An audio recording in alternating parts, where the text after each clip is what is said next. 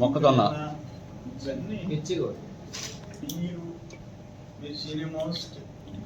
CEO and they'll go to the some other boards.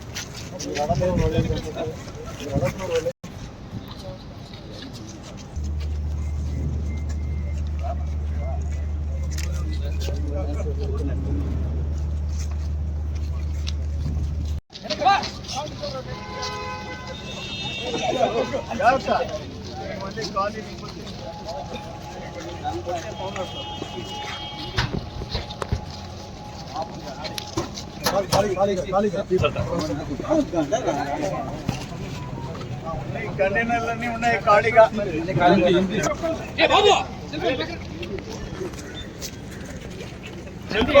చూడు, మంత్రి పదవులకి వేరే పదవుల కోసం కూడా ఏ రోజు మా వ్యక్తిత్వాన్ని మేము చంపుకోలే. డబ్బులు సంపాదించే దానికోసం చేయలే.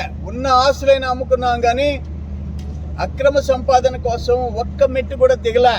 కానీ ఇప్పుడు మా రైతుల కోసం, మా బిడ్డల కోసం అదానీ గారి కాళ్ళు పట్టుకుంటానని చెప్పా.